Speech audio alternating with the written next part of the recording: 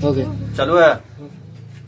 जैन सभी को, कैसे आप सभी? उम्मीद करते हैं कि बहुत ही बेहतर होंगे। आप देख रहे हैं एमके एग्जाम साथी, मैं हूं आपका दोस्त एमके सर। चलिए आज हम लोग भूगोल को देखने वाले हैं और क्लास 10th का होगा। और एक चीज बता दें, अब लगातार क्लास होंगी तो आप सब इस चैनल से जुड़ के रहिएगा। देखिए ध्यान दीजिएगा, अब हम बात कर रहे थे कोयला के बारे में। कोयला के दो क्षेत्र आपको मालूम होने चाहिए। एक गोंडवाना समूह का क्षेत्र का कोयला होता है और एक टर्सरी क्षेत्र के कोयला का जो है क्षेत्र होता है।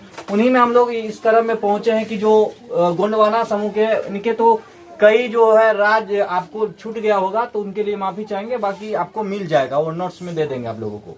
देखिए उड़ीसा के बारे में बताएंगे तो उड़ीसा में पूरे देश का 1/4 जितना भी कोयला है उसका 1/4 कोयला आपको यहाँ पर भंडारण मिल जाएगा। भंडारण कहने का मतलब है कि यहाँ इतना कोयला है। अब उसमें यूज हो रहा है कि नहीं हो रहा है ये बातें अलग हैं, बाकी इतना कोयला आपको मिल जाएगा। दूसरी बात है हमारे यहाँ महाराष्ट्र भी आप सबको पता है कि राज्य है, और यहाँ भारत का आपको कितना 3% कोयला जो है सुरक्षित मिलेगा, भंडारण के रूप में मिलेगा। तीसरी बात यहाँ पर देखेंगे, यहाँ पर अगले राज्य के बारे में, और वो है एमपी मध्य प्रदेश। आपको पता है कि मध्य प्रदेश में भी कोयला का अच्छा खासा क्षेत्र है, तो यहाँ इस राज्य में आपको 7% कोयला का आपको भंडारण मिल जाएगा। वही बात करते हैं पश्चिम बंगाल की, तो पश्चिम बंगाल में यह राज्य जो है भंडारण के क्षेत्र में, यहाँ जो भंडारण का क्षेत्र की बात करेंगे तो भंडारण के अनुसार ये 4था स्थान रखता है। और वही यहाँ पर उत्पादन की बात करें तो ये पूरे जो है 7वां स्थान रखता है, देश में 7वां स्थान रखता है। कोयला क्षेत्र को देखेंगे, टर्सरी कोयला क्षेत्र के बारे में कहेंगे। टर्सरी युग में बना है, इसके कारण इनका नाम टर्सरी कोयला क्षेत्र बना है। ये नया बना है और ये नया एवं घटिया, नया सब घटिया बन गया। ओल्ड इज गोल्ड, पहला वाला गोल्ड एकदम। आप बोलेंगे ये कहाँ कहाँ आपको मिलेगा देखने के लिए? मेघालय, दार्गिरी, चेरापूंजी, लेतरिंग्यू, ये माओ लोंग और लांगरीन क्षेत्र से निकाला जाता है। घटिया नाम हमरा पता है नहीं। चलिए जम्मू और कश्मीर में जगह का नाम बताइएगा। कालाकोट, फेमस ये जगह भी है। कालाकोट में आपको ये कोयला देखने को मिलता है। अब एक क्षेत्र, एक लिग्नाइट का नाम सुने होंगे, कोयला का प्रकार भी है। चलिए लिग्नाइट कोयला क्षेत्र के बारे में कहते हैं कि सबसे घटिया नहीं है, थोड़ा सा ऊपर है, पीठ से थोड़ा बढ़िया, लेकिन फिर भी इनको निम्न कोटि का कोयला बोलेंगे। काहे भैया निम्न कोटि का बोलेंगे? काहे कि कोयला का काम होना चाहिए गर्मी देना। ये देता क्या है? गर्मी ना दे के धुइयां देता है, धुइयां खूब देता है और उसमें थोड़ा कम, क्योंकि धुइयां देने के लिए इसमें क्या है? नमी है, भाप है। पहले भाप जलेगा, पानी जलेगा तब ना वो जलेगा। इसमें नमी ज्यादा होता है और कार्बन कम होता है। तमिलनाडु में आपको लिग्नाइट बेसिन क्या होता है? कोई भी नदी वगैरह होता है ना, तो उसके आसपास जो खाली क्षेत्र बच जाता है, नदी के आसपास देखिएगा बहते हुए पानी जब जाता है तो किनारा टाइप में एकदम पसरल रहता है पूरा बड़ा क्षेत्र, तो वहां पर आपको देखने को मिलेगा। आपको राजस्थान नाम सुने होंगे, राजस्थान में आपको, गुजरात में और जम्मू कश्मीर में ऐसे ऐसे कोयला देखने के लिए मिलेगा।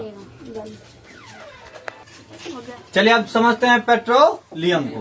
पेट्रोलियम जानते होंगे हजारों साल पहले धरती पे भूकंप आया होगा, और भूकंप जब आया होगा तो बहुत सारे जीव जंतु दब गए होंगे, और बहुत सारे जीव जंतु जब दबे होंगे ना तो हजारों साल के बाद, अब जानिएगा, एगो किताब रोड के साइड में रख दीजिएगा ना, 6 महीना के बाद आपका किताब नहीं मिलेगा, सर में चल जाएगा। इतना धूल कन ऊपर में आ जाएगा ना, उस सैलवा के घर पे आदमी चल जाता है तो वो धूल में झोंक आ जाता, पता नहीं चलता वो अथी जबाने की बुढ़ा गया है, पूरा केस उस अथी हो जाता है।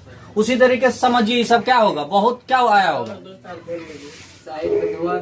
और लेकिन वो काला आदमी का वहाँ फायदा हो जाता है। चलिए ये देख लीजिए पेट्रोलियम के बारे में आप इसी तरीके से, हेलो, इसी तरीके से क्या आया होगा? भूकंप आया होगा, फिर ये जंतु दब गए होंगे अंदर और बन गया होगा पेट्रोलियम। आते हैं, देखिए शक्ति स्रोत है ये। शक्ति स्रोत के साथ ही साथ अनेक उद्योगों के लिए क्या है? का कच्चा माल है। कच्चा माल उसे कहते हैं जिसके द्वारा दूसरा चीज बनता है। अब क्वेश्चन डायरेक्ट पूछा जाता है कि इससे क्या क्या बनता है, तो आपको क्या बनता है? गैसोलीन। आपको क्या बनता है? डीजल। क्या बनता है? डीजल।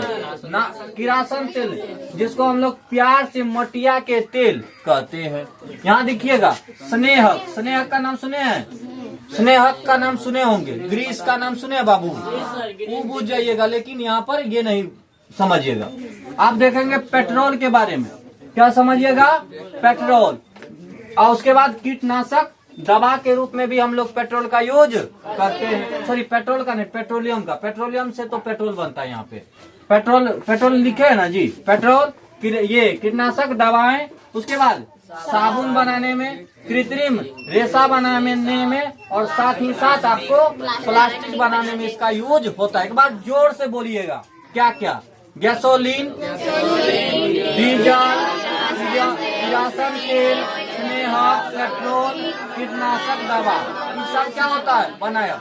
तो ये तो आपके दिमाग में याद ही रहना चाहिए, क्योंकि आज से नहीं पेट्रोल डीजल से खेल रहे हैं, बहुत दिनों से कत्ते तो मुंह में लेके फूक देता है यहाँ आग लगा। चलिए तो चलिए समझते हैं तेल उत्पादक क्षेत्र। तेल उत्पादक क्षेत्र का कहने का मतलब क्या है, जहाँ से तेल निकाला जाता है। तो भारत में 5 जगह क्या है, तेल उत्पादक क्षेत्र है। वो कौन कौन से है, पहले तो ये देख ले। उत्तरी पूर्व गुजरात, मुंबई, पूर्वी तट यहाँ पर प्रदेश होगा। इसके बाद बाड़मेर बेसिन, ये 5 के 5 हैं, समझते हैं। यह देश का पुराना उत्पादक क्षेत्र है। कब चालू हुआ था, 1886 में यहाँ पर खुदाई हुई। और क्योंकि ये लंबा प्रोसेस होता है पता लगाना कि वहाँ मिलता है कि नहीं मिलता है, फिर उसके आधार पर वहाँ पर खुदाई होता है, फिर वहाँ से तेल निकाला जाता है। अब दूसरी बात यहाँ पर देखेंगे, उत्तरी यहाँ पर कहाँ पर ये है, उत्तरी असम, अरुणाचल प्रदेश। आप मैप में जब देखेंगे, उसके बाद नागालैंड का नाम सुने होंगे, नागालैंड। उसके बाद डिगबोई नहर, कटिया, मोरान।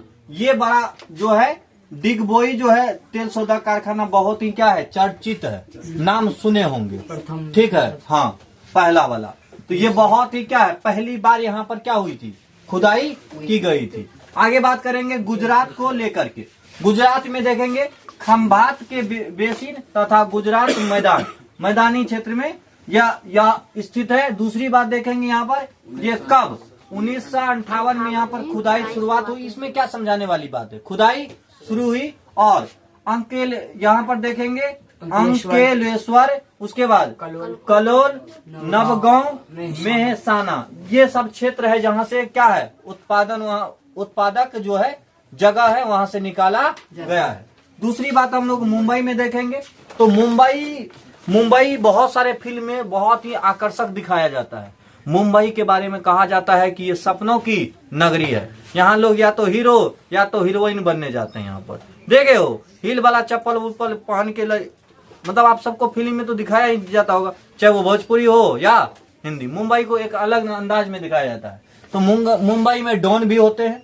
मुंबई में क्षेत्र, ये सब क्षेत्र के कारण मूवी और फेमस हो जाती है। आप कहेंगे भाई, एक मिनट, आप कहेंगे यहाँ पर मुंबई के यह क्षेत्र मुंबई तट से कितना किलोमीटर दूर है, 176 किलोमीटर दूर पश्चिम दिशा में। किस दिशा में, पश्चिम दिशा में जो है। यहाँ पर खुदाई की अगर बात करेंगे 1975, क्या हुआ सुजी, 1900 कहाँ पे, अरे कोई दिक्कत नहीं, काट लेंगे।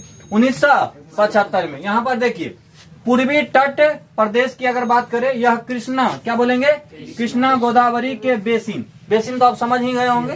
बेसिन क्या होता है, तथा मुहाने के समुद्री क्षेत्र में। कहा, मुहाने के समुद्री क्षेत्र में। अच्छा, मुहाने क्या होता है, तो मुहाने 1 मिनट के लिए समझिए, जहाँ पर नदी आके समुद्र में मिलती है, इस क्षेत्र को क्या कहते हैं, मुहाने कहते हैं। क्या कहते हैं, मुहाने के समुद्री क्षेत्र में, ठीक है।